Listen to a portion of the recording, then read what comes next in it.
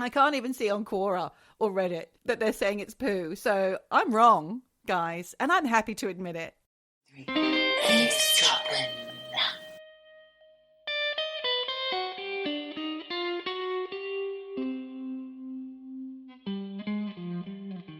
Hello, Michelle.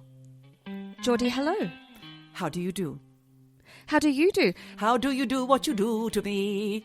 Oh, I love when you burst out into song at the very beginning of the episode, because I was about to just comment on the fact that there is a motherfucking fly zzz around. So if anybody hears a zzz on my vocal today, it's that bloody fly. Do you know what? It wants its 5 minutes of fame. It wants to sit on your face and lay some eggs or throw up and then eat it again. What is it that flies do? Something like that, isn't it? It's gross. Flies are gross. I don't know that they want to sit on your face. Yeah, That sit on your quite eye. disgusting. Sit on your eyeball, vomit, and then eat it again. No, we have seen about those flies laying maggots in people's eyeballs.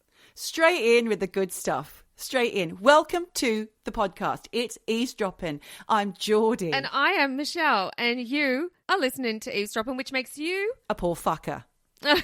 a little fly-blown eavesdropper. That's what you are today. Especially if you've been eating. Apologies. Apologies. Apologies. I will say no apologies to all those wonderful people who have voted for us. Oh, no, it's congratulations and well done. Thank you very much. We love you. We do love you. They are coming in thick and fast. And I wanted to give Keep it up. a shout out. Yes. To Jen the hen. She voted as many times as she could. She did. And then she shared the voting link with Jen. all her silver surfers online. The silver internet surfers. Oh, I love that. To vote for us. So thanks, Jen. Thank you, Jen. Thank you. And thank you to everybody else as well for voting. We love that you love us because we love you back. And you know that, right? I have to give someone a shout out. Who's that? Oh, Tom. Tom C, we're going to call him. He's just sent me a little picture of himself voting, or just a picture that you get sent to you when you've voted. Oh. Thank you, Tom. I appreciate that. Here's your shout out as promised. Lovely. So I know that I said a couple of episodes ago when I did the Skara Cannibal episode that when I was in Sweden, I was going to do a little poll of what people thought of Skara Cannibal. You didn't do that, did you? I bloody did, and guess what? Why? No one had heard of it. Oh, you did do it and no one... Oh, sorry, I'm very confused. You did go around going, excuse me, what do you remember about... Excuse me, do you know that somebody ate a person in your street? Did you know that somebody fried up a leg? Yes, I spoke about it to people who were either from the region or lived close by. No one had heard of them, of the guy. Really? So it is that underground. Are you sure it's true? It is all over the news. It is definitely true. But I'm telling live in you, a bubble. I think we have an international scoop on our hands, even though it's old. Scoop. Okay, just flashback. Does anybody remember, and this will apply only to Australian listeners. Okay. Apologies to the rest of the world. The supermarket chain, Super Scoop. No, I don't remember that particular chain. Maybe it was a Canberra thing. Yeah. Okay, all right. Canberra people get in touch. Super Scoop. Do you just go in and just scoop up a whole bunch of like monkey nuts or something? Is that what it is? No, you scoop up a bargain. Oh, that's what you scoop. It's Scoop. You go to Super Scoop.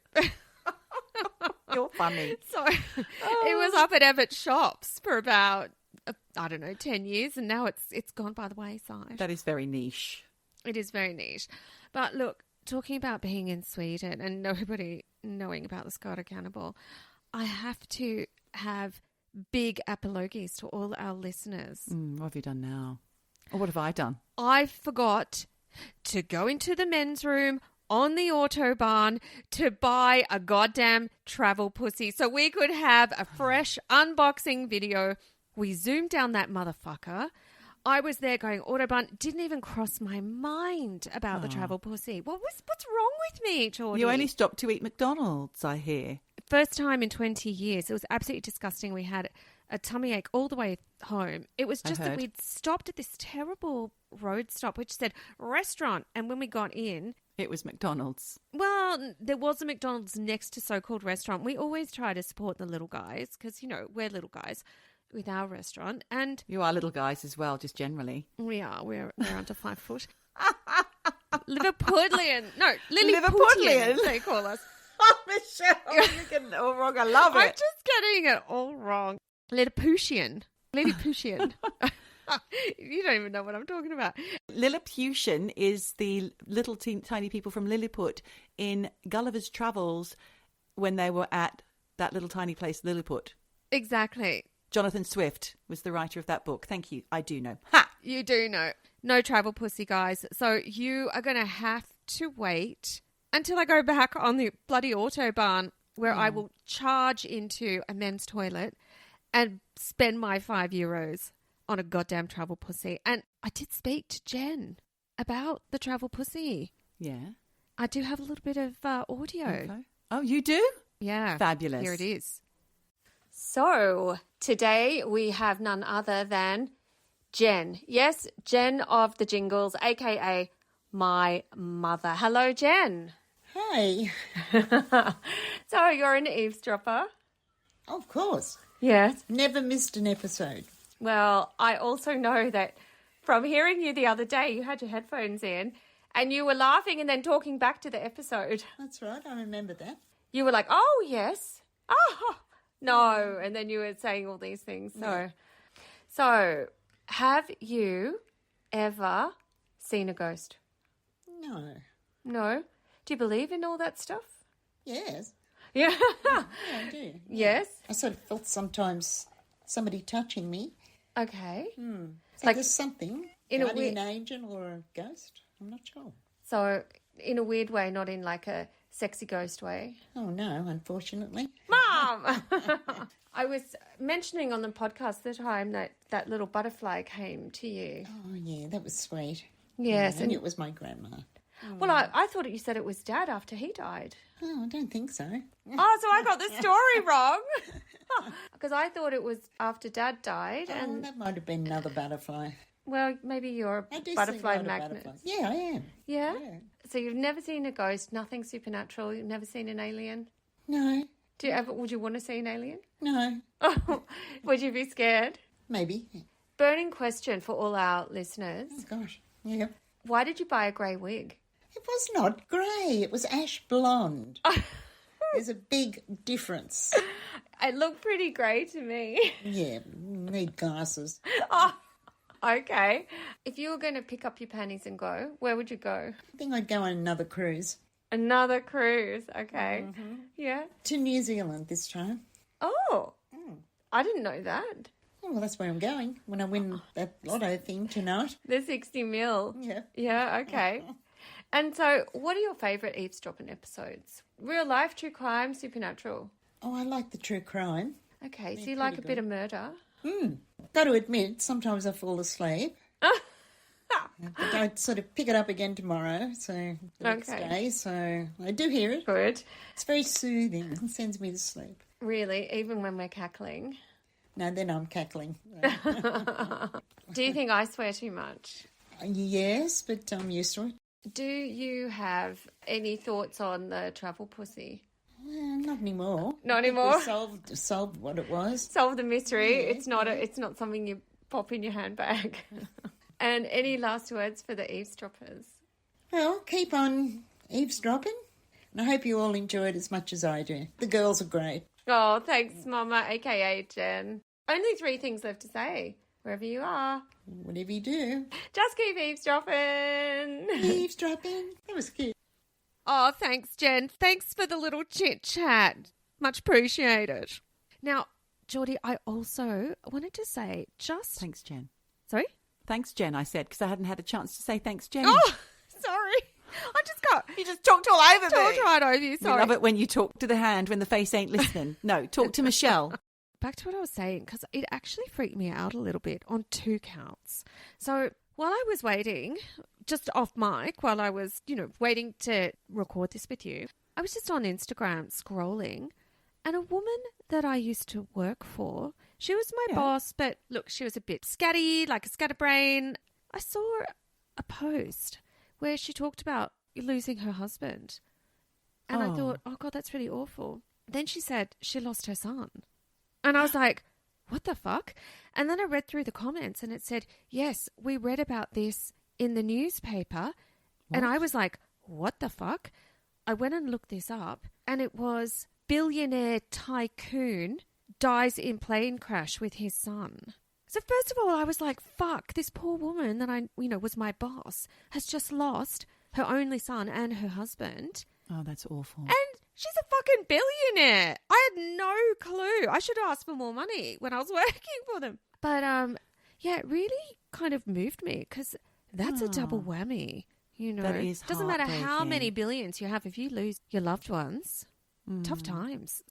That is a tough time. Yeah, R.I.P.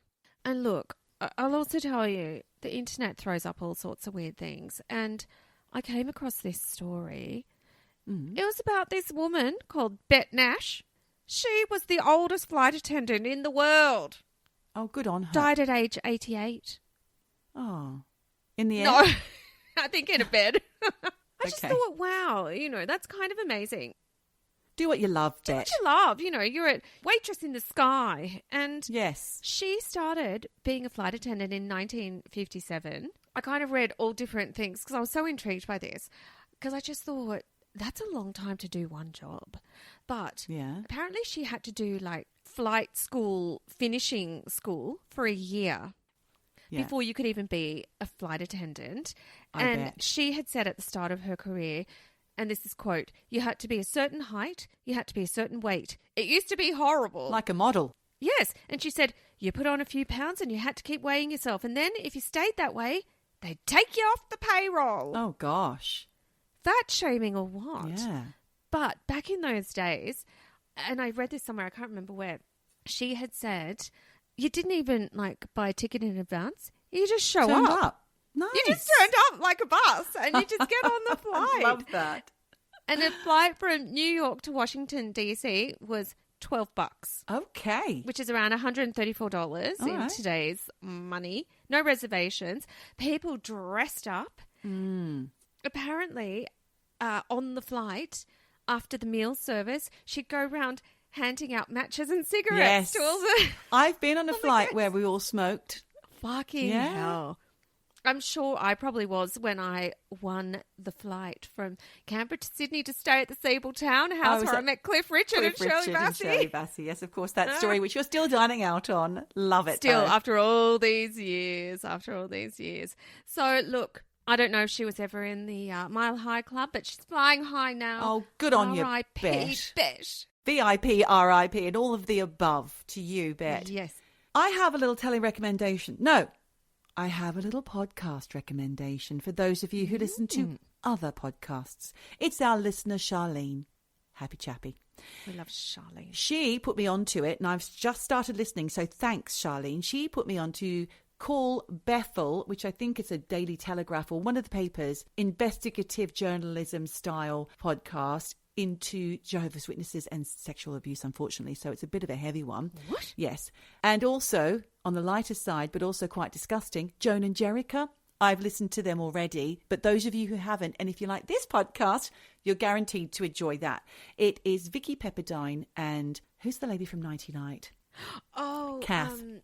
What's her name in real life? Oh, Fucking can't remember. I can see her face. Yeah. face. What's her name? What's her name? She's married to, I see her around. She's married to the Mighty Boosh, Julian from the Mighty Boosh. Yes, she is, isn't she? Night What's her name? night. We're just Googling people. Julia Julia Davis. Davis, thank you very much. She did camping. She did something about Sally, which was just absolutely disgusting, the scenes that I did see. She really pushes the boat. She's quite grotesque at times. She's out there. She's out there. I remember trying to listen to that podcast and it was so badly recorded. The production values were so bad, unlike ours, which are spectacular. Don't throw stones, Michelle. But it was so bad, it was unlistenable. Well, it's probably a bit better now. They have actually got some good episodes, and I remember painting an entire fence to it. It's fantastic. And Vicky Pepperdine, as I told Charlene, Vicky Pepperdine is actually on the panel of I'm Sorry I Haven't a Clue, which is a Radio 4 panel show, comedy that comes out on a Monday here in the UK. I love it, and she is bloody funny. Is she? Okay. She's really good. Well, I'll have to give it a go. Do you know what? I'm going to link that shit up on the Patreon. As for telly, we're watching Fallout. We've just started watching Fallout. It's quite comical. It's an alternative universe. It's based on a game. It's not one for all the family because it is a bit kind of scary at times, but I'm enjoying it. And I'm watching Still Sugar with Tim the Magic Music Man and my husband. Still Sugar. But you have to wait every Monday and Tuesday because that's when Tim comes to visit. Okay. For our sugar nights. You hold back. Wow. Yes. Okay, because, I did have an eavesdropper contact me for some telerecs. Really? Yes, I did. And I said, if you're not a Patreon, you're not going to be able to... Get on there, bitch. Yeah, sign up, bitch. Sorry, tap it up. Give us some money and you can hear the telerecs. Well, you can hear them on the bloody podcast too. I just link it all up. That's all. If you want to have them, you must go and pay £1. It's £1 for our Rex. Hawking Rex here. Exactly. Sorry, guys. I know, but we've got to earn a crust somehow. We do indeed. And, we are ad-free. So that comes at a price. Yeah. A Patreon price. Awkward. Ox! Speaking of grotesque, a friend of mine recently told me that last weekend he had a lovely time with his wife, and at the end of it, they sat down together and they watched the 1975 classic horror porn flick, Thundercrack! ! What? Have you heard of that? Never. Thundercrack. I was kind of clueless as well. Does it have something to do with shitting? A crack? A bum crack and a poo. I'm just I saying. don't know about the poos. Apologies to the American listeners. I don't know about the poos. But he said after 3.5 hours of poor storyline and hardcore sex scenes, I'm not going to tell you who they are, my friends. They will remain nameless, but they are eavesdroppers. They watched it for its cult status. And I'm imagining it's probably a little bit John Waters-esque, but I couldn't get much info. I did go online, have a look around. It's said to be a cult classic. Okay. Lots and lots of sex. 3.5 hours, though. That's a fucking long movie. That's a lot of sex to get through. If it's not titillating, if it's kind of like haha sex, do you still find it all wacky and weird and maybe a little bit disturbing? But how is that engaging? Because I will come back to the most disturbing sex scene I've ever seen in a film. In the Swedish film Border. Oh, yes. In fact, Andreas brought it up today because we have this plant. It's a lily and it has these long kind of strands that grow off it. And he's like, looks like border. Quite terrifying. So if I had to watch 3 hours of that, I don't think I could do it. Well, the husband of the two did confess to me that he fell asleep for majority of the film. But you can find that on YouTube if you like. I'll link that up. Yeah, link that up. But it got me thinking about that kind of newly liberated kinky sex scene that I became aware of in the late 80s and 90s. And I remembered a segment that I'd seen as a young person on Australian 60 Minutes, which is that television investigation. Hard-hitting journalism, 60 That's minutes. The one. Thank you. Tick, tick, tick, tick, tick, tick, tick. We'll be back after the break. There was a segment with a lady called Annie Sprinkle who was performing or conducting or facilitating, let's call it, a vagina workshop where ladies would be sitting in a circle looking at each other's labias and learning how to ejaculate. What, so you can control that? You can make it Apparently happen? so. Apparently you can. Wow, okay. But I couldn't find, again, I had to search about the internet for that. I couldn't find any reference to it. I couldn't find the original segment. So good luck to some of you eavesdroppers out there who might want to try and find it. Dark web. But I did find out a few things about Annie Sprinkle because she's been so damn busy that I couldn't retrace her pre-internet vag demos. But I can tell you that Annie Sprinkle is not her real name. What? Is not her original name, let's You're say. kidding It is me. now her real name. She's changed it by deed poll. But she, as a teenager, rebelled against her well-off parents, who were teachers, to become a sex worker when she left school. Bold choice. It was a shortcut to the porn industry, which is where she forged her own successful, sex-based career. Try saying that in a hurry. She calls herself a pro-porn feminist, and she loves explicit sexual content. She believes it's good for society. It's good for you, Michelle. Good for you. Great. Each to their own. Horses for courses, maybe, Michelle. What do you think? Don't mention horses. So Miss Sprinkle once said, there should be sex kitchens in every town like they have soup kitchens. Then there would be less rape, less war, less violence. She sounds a little like La Cicciolina when she was trying to stop the Iraq war by offering to have sex with Saddam Hussein. Do you remember that? Yes, I do. And I also did watch a documentary some years ago on the BBC about dogging, where it's not so much a soup kitchen, but, you can go to a disclosed location in the woods and just have sex. If you're in the know. If you're in the Yeah. know. And have people watching you through their steamy windows in the car. Yes. But, I mean, it's kind of free sex. It's all there. But we still have war. We still have murder, That's rape, true. all that stuff. Well, good on you, Annie. She also said women need to be educated about how to watch porn. The reason many women don't like porn is because they are filled with shame about their own bodies. They feel it's wrong to explore their own sexual pleasure. I need to step in there because I don't quite agree. Debating team. Well, Here we have Michelle against Sprinkle. Michelle v. Sprinkle. I don't think it's about shame. I don't think that's the reason why women don't like porn. It is a bit of an assumption, what she said there. I completely agree. And I think, my stance on this is pretty obvious, which is it can be quite exploitative. It preys on vulnerable women. And I think that women do it maybe for not always the correct reasons. They're coerced. They're trafficked into it. They are maybe not even aware of it. They've been drugged, whatever it is. That wouldn't be the Hollywood style porn, I don't imagine. Does that even exist anymore? I believe it does. Well, definitely in Annie Sprinkle's day, in her heyday, it was definitely a thing, as I'll go on to talk about. But here's another quote from Annie. I'm just trying to give you a flavour of Annie. What is it? Like, she's a sprinkle, she's a chocolate crackle, just a little flavour of Annie Sprinkle. I just can't help thinking of, like, when you've got those birthday cakes with the sprinkles on top. Yes, that is her. Here's my favourite quote of all. In erotica, you just use the feather. In porn, you use the whole chicken. Oh my God. Last chicken in the shop. She didn't say that, I did. And she has also been known to say that she is, quote, fixing taboos, not breaking them. So from sex worker to porn star to champion of women, Sprinkle found the anti-porn feminists slut-shaming sex workers akin to the religious right. And she couldn't abide it. Wouldn't abide it, Michelle. Couldn't. And so what did she do? She became a prominent figure in the discussion about pornography and feminism is what she did, where both conservative Christians and feminists were critiquing sexually expressive, independent and often underprivileged women. So I guess she's standing up for those women and saying, hey, it's not the job for you, but it's a job and we still have our pride. Okay, fair play to that. But I will say these sorts of debates and conversations are so time dependent. What would have been considered a really radical view or something that was quite shameful now, it could be considered woke. It could be considered completely normal. That's correct. You just don't know. It really depends upon the era, the context and the era, the time, the place. Very interesting that I guess this is her voice from a particular time. It is from a particular time because she, like I said, she's been very bloody busy. She told Bust magazine in an interview, pro-sex feminists were talking about orgasm, pleasure, sexy fun.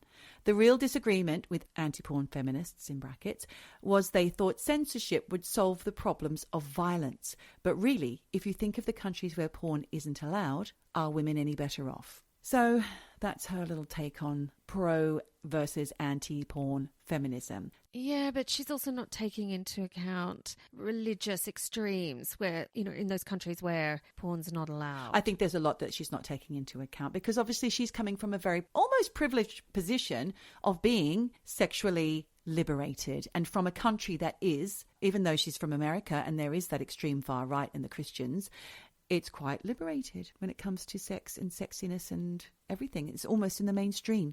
Yes. However, from 1980 to 1994, Annie formed the Sprinkle Salon, which was a spiritual and physical extension of her identity and basically her Manhattan apartment. It's where she lived, where she hosted fetish, tattoo and body modification parties and began facilitating female empowerment sex classes, much like the aforementioned vulva circle, I'm going to call it now, which was probably a prototype for her Sluts and Goddesses workshops, where she used sexual costuming as a tool for women to explore their inner slut and goddess. I wonder if there was a poll as well. Probably. Why not? I mean, look, there's nothing wrong with, I guess, exploring those sides of yourself. It can be liberating. Yeah, it's just how you take that into the realms of your life. She was vocal in sex worker rights groups like PONY, which stands for Prostitutes of New York, and she actually formed the porn support group Club 90, which was born in, strangely, 1983, as a baby shower, which she hosted herself, where they were playing games like Pin the Baby on the Boobie, while clubbing together as a strong female presence in a male-dominated industry. She found people like several porn actresses, several sex workers, other kind of performance artists had all come to this party, and together they just found themselves conversing about, I guess, the things that they have to put up with and deal with, and together they formed this support group. Great. Which is nice. And I imagine it was all a bit like Andy Warhol's factory with its bohemia and creativity, only for the sex industry. That's a nice way to think about it. But lately, Annie's thing is a little different. Oh, she's still alive? Oh, yeah, she's still going. Absolutely. Wow. And her latest thing is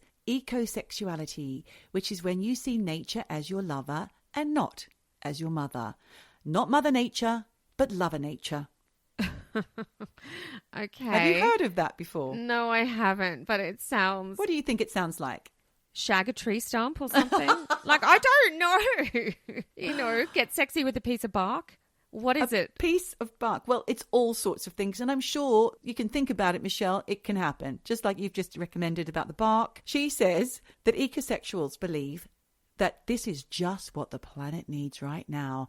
Rather than focusing on conflict and anger, it prides itself on joy and positivity. She is all about turning it around and making it into a positive thing for the world. She wants everybody to enjoy ecosexuality.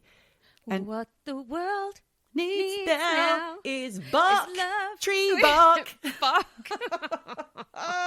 Shag a stump. That sounds really terrible. No, don't say that. Sorry. Sprinkle and her partner Beth Stevens are the co-creators of the ecosexual movement. Oh, surprised she's with a woman? I didn't know she was with anyone, but I didn't imagine that she was a lesbian or bisexual. She was in a relationship in the beginning with the Deep Throat director. She was actually an usherette at the cinema when she was a teenager, when Deep Throat was being screened, and then it was busted by police and she was dragged into a court case where she had to be a witness. And then she became friends with the director and ended up in a relationship with him because she asked him if he could show her how to perform Deep Throat. Jesus Christ. She's just into it. She's into it. Good for her. So going back to her and her partner Beth being the co-creators of the ecosexual movement, they have actually celebrated and overseen 15 grand weddings to the elements such as the earth, the moon, the sun and the sea. So you can marry those things, Michelle. Like that lady did with the Eiffel Tower. And she was like, I'm now Mrs. Eiffel. Mrs. Tower to you. I forgot about that. And the lady who married her, what is it, her archery bow? Oh, yes. The pair revealed themselves as ecosexuals in 2009 and then went on to have their own Marry the Soil wedding ceremony in 2014. Is that just Getting like down in the dirt. like a mud bathing, you know, like mud wrestling To wedding? be honest, I don't even know what it looks like, but they definitely devoted themselves to the earth, aka the dirt, aka the soil, aka fertilizer, aka it was once shit. If you think about it, all dirt is actually poo-poo, right? Is it? Yeah. No.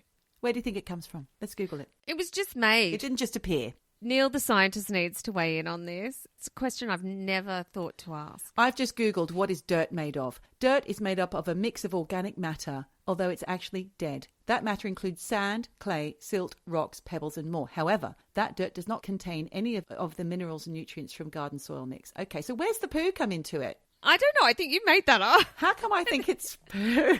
All soil is poo. Come to Eavesdroppin for your facts. Imagine throwing that one out at a dinner party. Well, you do realise, everybody, that if you touch dirt, you're touching poo. I love that. I can't even see on Quora or Reddit that they're saying it's poo. So I'm wrong, guys, and I'm happy to admit it. I love though that, you know, you thought you're getting your hands deep in the clay and you're like, it's all poo shit. and dead people is what I actually thought it was. What a dickhead. I actually love how you were like, well, where do you think it comes from? Where do you think it comes from, Michelle? What do they call it? Soil pipes. Oh, dear. Going back to ecosexuals. So they had their wedding in 2014 to the dirt, not the poo. And until then, the word ecosexual had just been an obscure dating category. Most cultures around the world have traditionally seen the earth as female, but Beth Stevens says nature can be trans. And ecosexuality is an identity equal to being gay or bisexual. What are you, Michelle? I'm an ecosexual. I'm just nothing.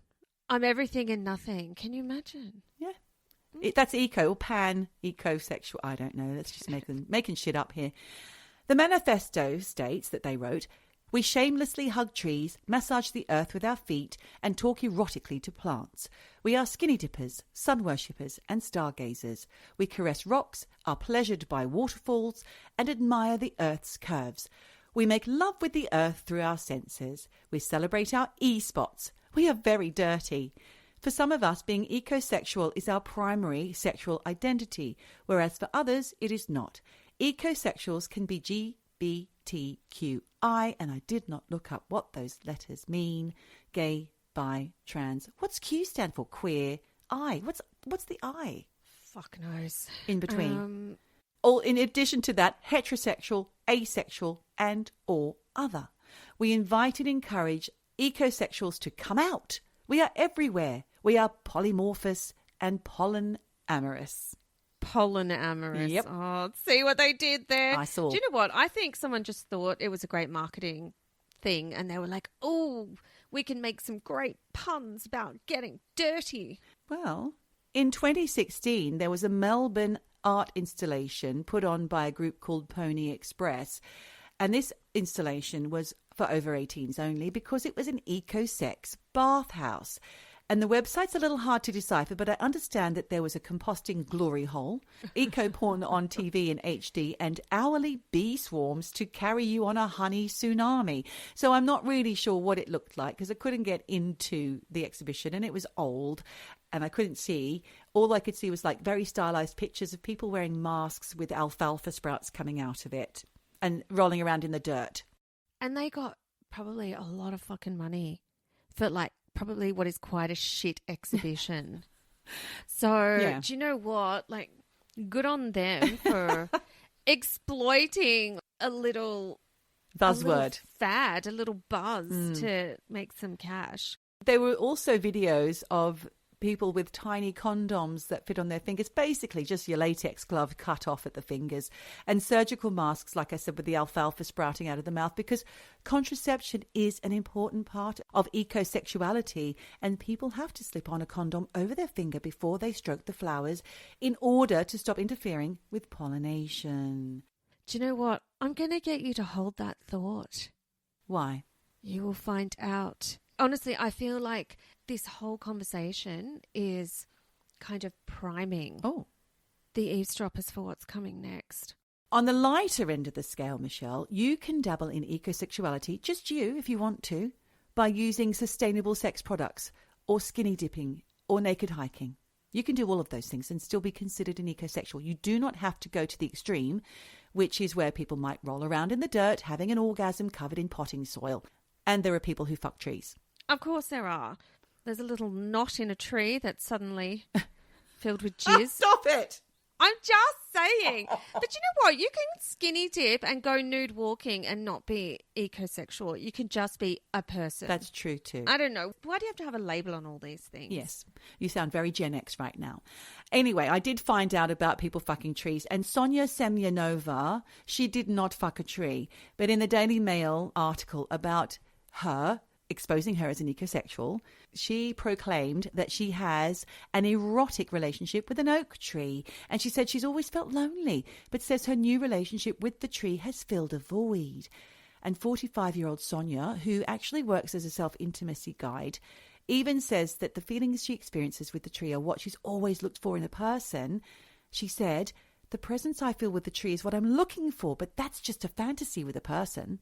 Sonia lives in British Columbia in Canada, and she moved there in the winter of 2020 and used to go on daily walks during lockdown. And it's on these walks that she would walk past this particular tree that caught her eye, and she began having erotic experiences with it. Does this not remind you of the guy with the car? Yes, it does. Ended up having a fleet of cars that he would have sex with. Sonia might end up with a forest. Who knows? But I think she's a one-tree woman because she says, "I was walking a path near the tree 5 days a week for the whole winter. I noticed a connection with the tree. I would lie against it. There was an eroticism with something so big and so old holding my back." So I do sometimes hug a tree. Daddy I do issues. sometimes hug a tree, though, and think, God, you're old, aren't you? It's amazing. What have you seen? What changes have you seen? It's remarkable Andreas and I saw a really old, amazing tree in Australia. And the awe that you feel for the fact of its presence, for its longevity, for the fact that it has withstood everything to still be there. Yes. It is remarkable, but I didn't want to fuck it. Good. I'm just saying. I'm glad. Sonia says that she doesn't actually engage in physical acts with the tree. Oh. What is that called when you do it, when you've got your pants on? What's that called? Dry humping. Well, there was another word for it. Frottaging. Yes, okay. No, frottage. Frotting. Frotting. I don't know. Frotting. Again, I'm wrong. I just know I'm wrong on that one. I'm making it up. Back to Sonia. She says she doesn't engage in the physical acts and it's not necessarily the same as human sexuality. So it's another entity altogether. And she believes that everybody is an ecosexual at heart. And if we just recognise it within ourselves, it could help solve climate issues. She says, it's already present in a lot of people. There's a reason we want to go for picnics in park and hike in nature. What we fail to notice is the reason that we want to do this is to tap into the life force that comes from these things, which is the erotic. I believe that we could gain from having a more symbiotic relationship with nature. That relationship could definitely be erotic. But, Michelle, is it legal to hump a tree? I don't expect you to know. I mean, if I had to have a yes-no answer, I'd probably say yes. Well, in the US, as long as you approach it intentionally, getting intimate in nature is legal in many states. If you can reasonably expect that nobody will stumble across you and you're not somewhere like a public park, then you're generally okay. And remember also that different places and different states have different rules, so you have to do your homework beforehand. Guys, eavesdroppers out there who are considering a frolic. On the other hand, public nudity laws in the UK state it is not an offence to be naked in public in England and Wales. However, it can become an offence if it can be proven that the naked individual caused harassment, alarm, or distress to another person. So no mention of harassing an oak tree. But you might want to mention this to Stephen Goff, otherwise known as the Naked Rambler. He's a British pro-nudity activist who, in 2003 and 2004, walked the length of Great Britain naked and was arrested when he did it again in 2005 and 2006. And since then, poor Stephen has been in and out of prison, having been repeatedly rearrested for contempt of court for public nudity. So on one hand, it says it's okay. On the other hand, it's not okay for him. I mean, he is causing distress to people, clearly. I guess. All he's doing is rambling. Well, yeah, but with his cock swinging in the wind. Well, he says that wearing clothes is violating his rights to privacy and free expression. And he made a claim in the European Court for Human Rights in 2014, but that was dismissed, sadly. Sorry, Stephen. Put your fucking pants back on. Stop swinging it round. Wow. Well, thanks, Geordie, for that story. You're welcome. A lot to think about. And certainly I'm going to have to really be a bit careful next time I hug a tree. Or get naked in nature. I mean, getting naked in nature, it only works after a few drinks. Otherwise, it's uncomfortable. You get bitten by things, sand where you don't want it. So there you go. Where do you go? There you go. So there you go. There you go. You had mentioned before, Charlene Chippy Chappy. Yes. Well, big shout out to her because she steered me in this direction of the story I'm going. Isn't she a busy researcher? Charlene, well done. Congratulations to you. You're now an official researcher. I know. I think she bloody is. Because this week, she sent some links about a sexy wellness brand called OneTaste. Yuck. That already sounds gross. I was going to say, that sounds disgusting to me because I just think of jizz when I hear that brand name. Have you ever heard of OneTaste? No, I haven't. No, it passed me by too. I'd never heard of it. It was kind of fascinating to look at, what exactly OneTaste is and why it's been all over the news in the past few months for all the wrong reasons. So thank you, Charlene, for sending through the links for this kind of crazy story. A few months ago, April 2024, this sexy wellness brand, OneTaste, was all over the news because they were being taken to court by previous employees, students, and ex-practitioners. Plus, they had the FBI looking into them because not only were they being accused of being a sex cult. Ew. You knew that was coming, right? Oh, God. Just from the bloody name. Basically, prosecutors were arguing that OneTaste founder, a woman called Nicole Daedone, I think that's how you say it, and her former head of sales, Rachel Cherwitz. The FBI is saying that they did run the business like a cult because they did things so dodgy. They were doing things like recruiting people who they knew had prior sexual trauma and sexual abuse in their lives. And OneTaste was promising to fix them and their kind of sexual dysfunctions by shades of what you were just talking about. What, hugging trees? No.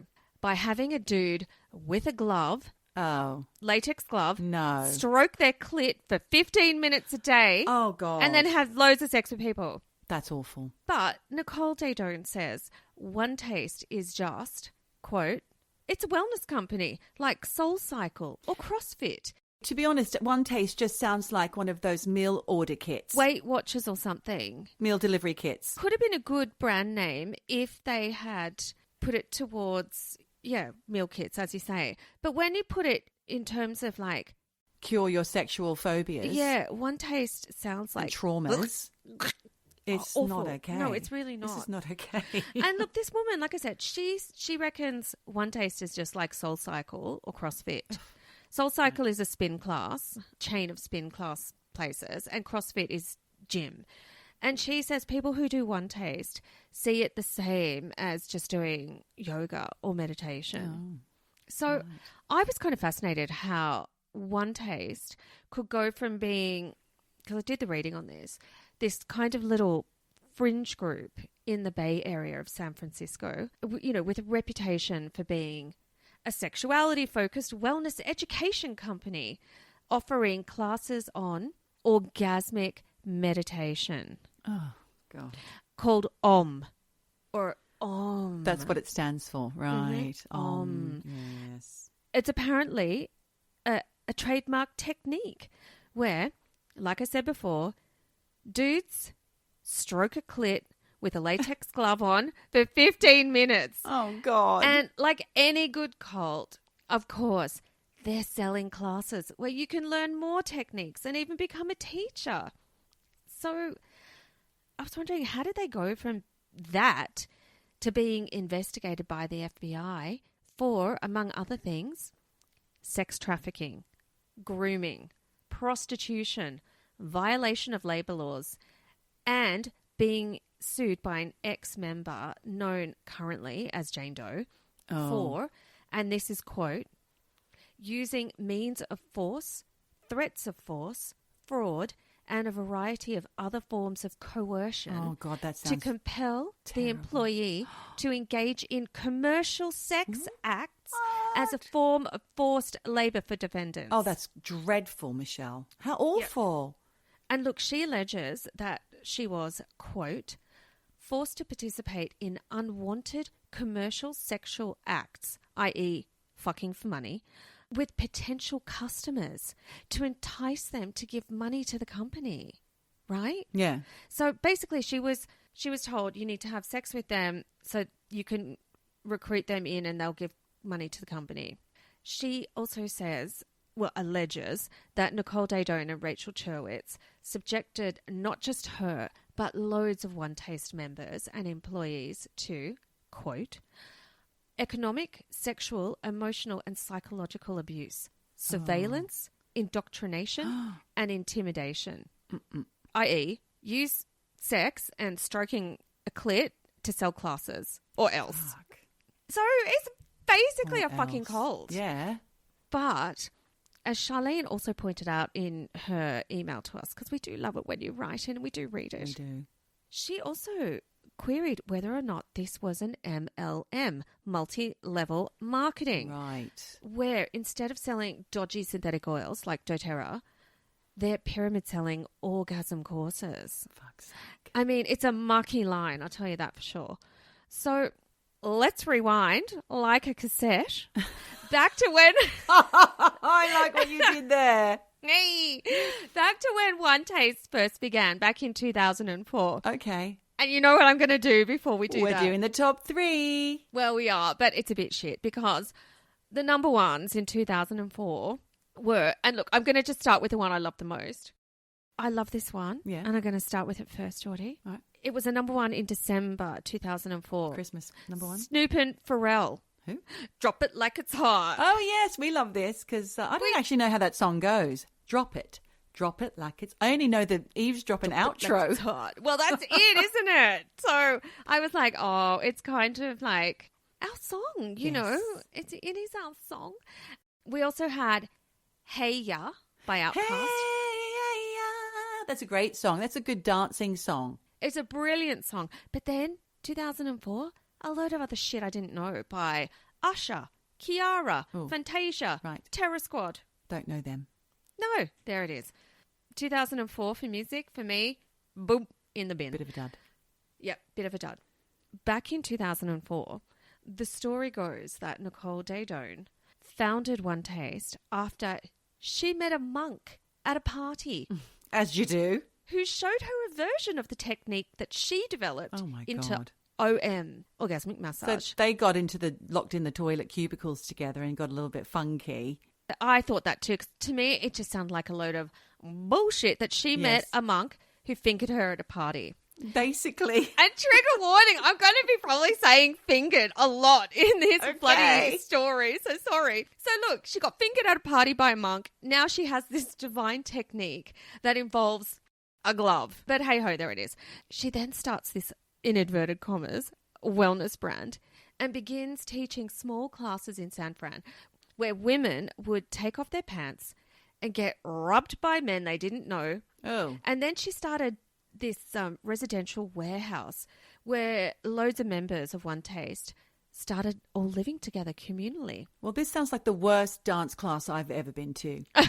Don't you hate it when you go to somewhere like the Rivoli Ballrooms or somewhere in Broccoli, which is fantastic, but you have to do a little dance class, learn how to do the Latin ballroom dancing beforehand, and there's all these men that know exactly what they're doing, and they just come up and grab you and swing you around, and you just have to go with it. What if they're horrible and you don't want to be touched by them? Doesn't matter. You're in it. You're all experimenting. And this residential warehouse where they were all living, I just think they were all just going at it all the time. Yeesh. And most likely without the glove. Ew. OneTaste stayed under the radar for ages until 2009 when the New York Times put OneTaste on the front page of its style section. And then people got a taste for OneTaste. Oh, God. Couldn't get enough of it. And then Nicole published a book called Slow Sex in 2011 where she says what she was doing is kind of like the slow food movement. And I'll tell you now, that comparison is ridiculous. Mm-hmm. But she also gave that same year in 2011 a TED Talk, TED for SF, San Fran, where she talked about Western women having a hunger for connection. Women who eat too much, work too much, shop too much, and still feel empty. Well, do you know what the fix is, Geordie? A latex finger up your jacksie. Yep, giving you a bit of a rub. Right. She reckoned that OMing and OneTaste Ugh. can help women and men, quote, lose that sense of hopelessness that you will ever be reached deep inside. Oh. And honestly, Geordie, I'm Ugh. going to tell you, heads up, a gloved finger is not going to reach you deep inside. Just saying. So, now look, apparently there are some rules to OM. Thank God. It's not meant to be foreplay, so it's not really connected to sex, is what Nicole says. She says instead it's 15 minutes of meditative focus, purely on pleasure and sensation, with no obligation to reciprocate. Honestly, when you put it Wow. like that, I can kind of Sounds see alright. why people are like, fucking sign me up, you know. They're fed up with dudes who don't do it for them. Selfish lovers. Maybe they're just tired and old and just want to get Yeah. off without having to jack a D or whatever. What? Jack a D? You know, jack off a D. Oh. There's no obligation to reciprocate. So, you know. Your lingo is going over my head. Sorry, every now and again I'm going to have to go back and get you to decipher. Sorry.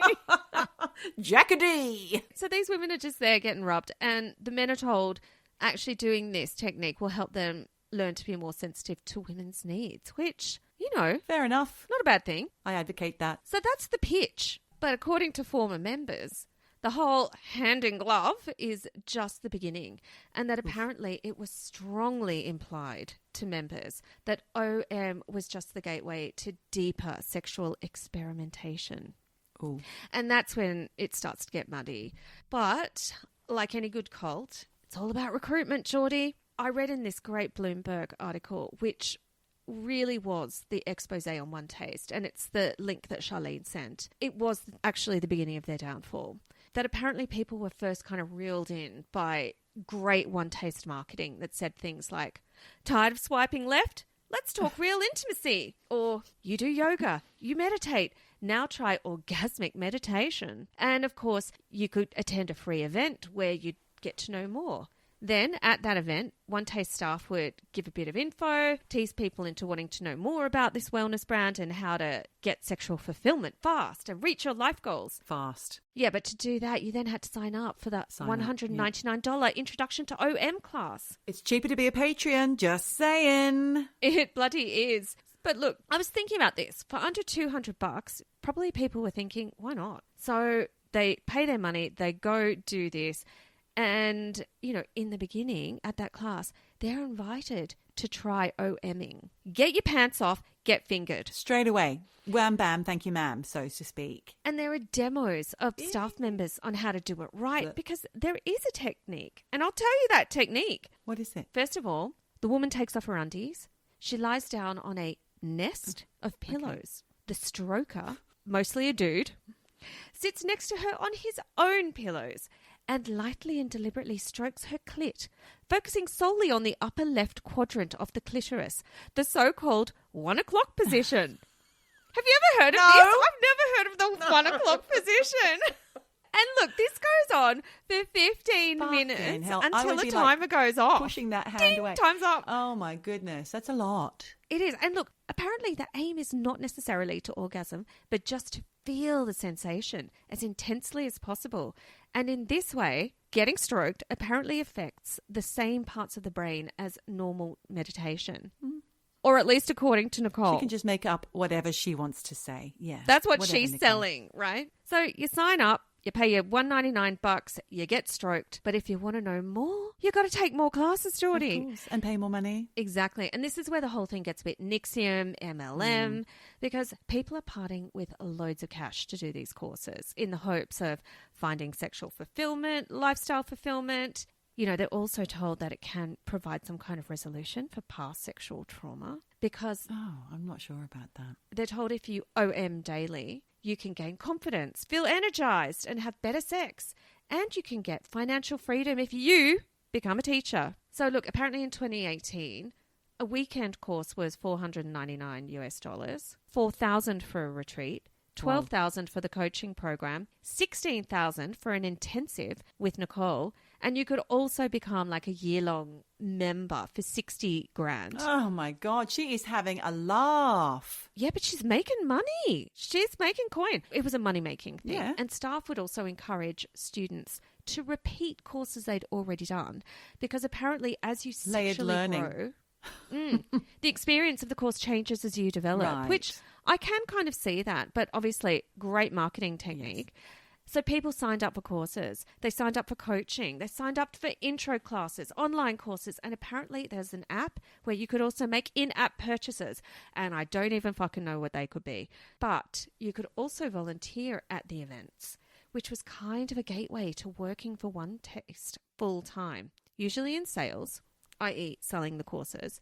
Former staff members have come out to say they were trained to target young, beautiful women and awkward, wealthy tech guys. Huh? So what you were saying earlier, like young, beautiful girls who they wanted to get stroked by a glove, right? But also on the other side of that, they were telling these like awkward, wealthy tech guys, hey, improve your sex and basically finger a girl for 15 minutes a day. So they would set up booths at, quote, life hacking conferences. Oh. I don't know what they are, but I guess it's stuff for tech, maybe Silicon Valley shit. I don't know. And then they would hang around the entrances / exits of clubs and dance parties, God. trying to recruit people at 4 a.m. And they'd serve coffee and... Just seems really predatory. Yeah, it is. And they'd wear T-shirts with slogans on them saying, "The pussy knows." Oh, fuck. Yeah, then they'd ask people, "How's your orgasm?" And they would just Oh my reel God. them in. And then once they got people to the events, they'd play, quote, communication games where they'd lure people into sharing vulnerable stories about themselves Oh, no. and about past sexual trauma, Yeah. which they'd all be taking notes on. And then they'd use that Yes. information Very to Nixium. sell them in. Yeah, it is. This is what the FBI is really looking into. Students and staff members were also taught that money is just an emotional obstacle, Geordie, and it doesn't matter. No, not to those giving, but those receiving obviously think differently about that. Well, they didn't obviously put that side of the coin to people because money doesn't matter, so they encourage students to take out credit cards they couldn't afford so they could pay for courses. And there were students even doing things like starting up GoFundMe pages so they could pay for courses. But can you imagine, Geordie? It's like, "Hi, I'm Michelle. I'm not running a marathon for kids with cancer. I'm fundraising so I can get fingered every day by a dude with a glove. Sign up. Hand over your money." I don't know how well that would have gone. No, not very well at the school gates around my community, that's for sure. No, Or maybe not. You get a few raised eyebrows. There is I'm a sure. fair amount of pampas grass in people's driveways. God, you are in the burbs, though. You're in the burbs. I am in the burbs. So look, effectively, the company was manipulating people to buy courses. There was also a darker side to all this because despite OM supposedly not being used as foreplay for sex, the company needed money. So there were these dark tactics at play. According to ex-students, managers would approach students working at the events and tell them to OM or have sex with older, wealthy potential members to reel them in. And then they'd be manipulated once they'd done that into themselves buying more expensive courses to go higher up the OneTaste food chain. Oh, dear. And some OneTaste members would ask wealthier members to pay for their courses in exchange for sex or attention. Oh, no. And there was even a term for it. It was called hooking. Hooking like a hooker. Exactly. I was thinking, that's not a new term. It's Yeah. fucking prostitution. And apparently former staff would say things like, "I'm going to hook this guy for money." Of course, the company denies using staff for bait and sex for sales, but that's in the indictment.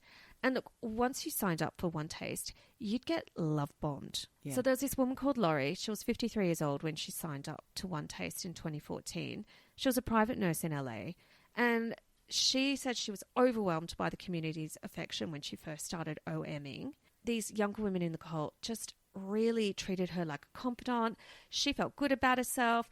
All these dudes half her age were giving her all this attention. She was loving it to the point that she actually moved into one of these group houses in Santa Monica Crikey. and signed up and spent loads of money on the coaching program, Kaching. She said this new life felt absolutely fantastic for a while, but there were mind games being played. And if she didn't keep buying the courses, she'd get emotionally frozen out. So she'd have to buy up to get their affection again. And she was also taught that now that she'd sort of started on this OM journey, she was taught that if she ever dipped out of it, she would be lost and emotionally and spiritually tortured if she left. Oh, God. She signed up for the coaching, even though she was feeling shit about OneTaste and her life after traumas related to childhood sexual abuse resurfaced. This is coercion. It's so wrong. She said, and this is a quote, "I was afraid of losing my soul if I left. It sounds so dramatic, but my vulnerable state, I believed it. I thought I would be fucked spiritually." Now, OneTaste, of course, denies it ever told people they'd suffer if they stopped taking courses. And look, I could go on and on and on about awful sexual coercion, financial coercion, cult marriages, Geordie. Yeah. People were encouraged to distance themselves from families, friends, devote themselves to OneTaste. Well, that sounds like a cult. People were also encouraged to quit their jobs, give away their pets, and move into those big OM share houses to sell courses with other OMers. They were encouraged to apply for credit cards they couldn't afford. You know, I could go on about how all the members had to write fear inventories. So this is kind of like collateral, I think. Yes, that's what it sounds like. Like we talked about in the Nixium episodes. Yeah. They were also told to dob on anyone who was bagging out OneTaste. If anyone needs that to be deciphered. Translated. Okay, so dob means tell on. Yes. Report their activities. Snitch. Yes, snitch on people who were critiquing OneTaste or expressing doubts, right? People were having to work more than 100 hours a week for the company, but they were told they were only allowed to log 30 hours a week and only be paid as part-timers. So this is where the whole forced labour law thing came into play with the FBI as well. And I could go on about how members and workers have revealed how they were fucking exhausted by the long hours that they were basically coerced into doing to sell courses. And that when they complained about it to management, they were told they should just OM more because orgasm is an endless energy resource. So to be more productive, you just needed to get fingered a bit more. But for loads of women, OMing more just left them feeling raw, physically and emotionally. Yeah. And you combine that with a lack of sleep, they say it just blurred their ability to think rationally. Classic cult tactics, right? Yeah, absolutely. So what's happened to OneTaste and all the hoo-ha in the news right now is, like I mentioned earlier, an attorney for Nicole Daedone, again, founder of OneTaste, reckons no way are they a cult. Like I said before, they're just like CrossFit or SoulCycle.